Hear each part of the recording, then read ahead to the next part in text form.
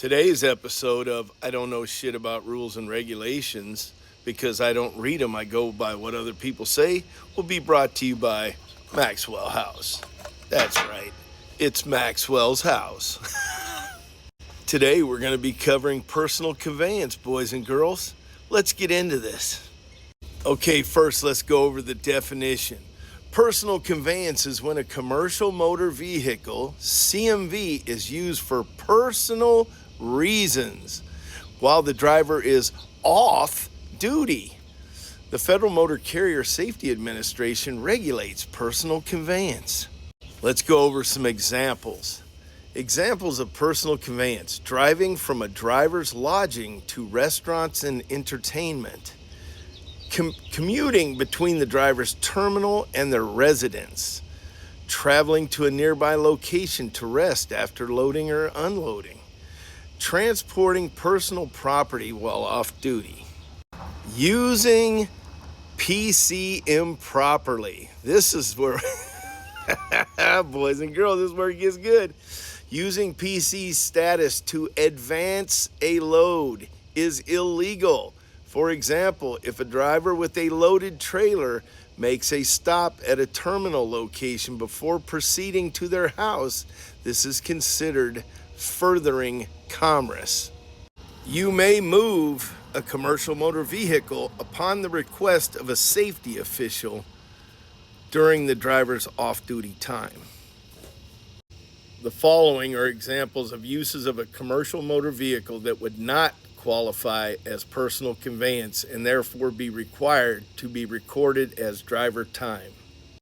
The movement of a commercial motor vehicle in order to enhance the operational readiness of a motor carrier. For example, bypassing available rest locations in order to get closer to the next loading or unloading point or other scheduled motor carrier destinations.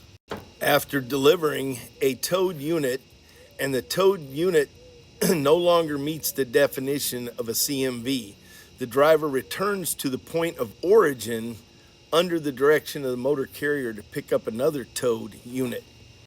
Continuation of a CMV trip, interstate commerce, in order to fulfill the business purposes of that carrier, including bobtailing or operating with an empty trailer in order to retrieve another load, or repositioning a commercial motor vehicle, tractor or trailer, at the direction of the motor carrier. Time spent transporting a CMV to a facility to have that vehicle maintenance performed on said vehicle. After being placed out of service for exceeding the maximum periods permitted under Part 395, time spent driving to a location to obtain required rest, unless so directed by an enforcement officer at the scene. Time spent traveling to a motor carrier's terminal after loading or unloading from a shipper or receiver. See, and this right here is where the FMCSA screws things up, and here we go. PC allows unlimited miles and time. While the FMCSA does not specify exact limits, drivers are still expected to use PC within reasonable bounds. Well, we know from reading in the comments section that everybody's definition of reasonable isn't necessarily reasonable. Now, is it? And here we go. Excessive use without justification may lead to regulatory scrutiny. All off-duty travel qualifies as PC.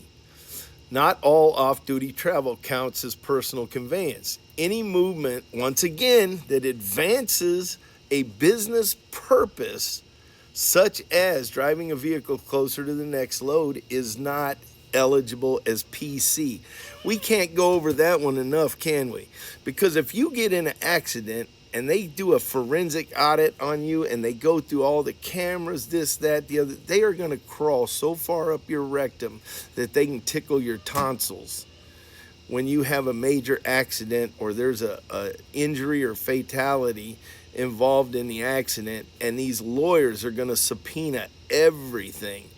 Like I said, I found this out when I had that accident in Omaha exactly what all they will subpoena, and it isn't pretty. And you're going to be on the hook, and you're going to be listed on this lawsuit for, like mine. Mine went on for almost 5 years. 5 years this thing went on.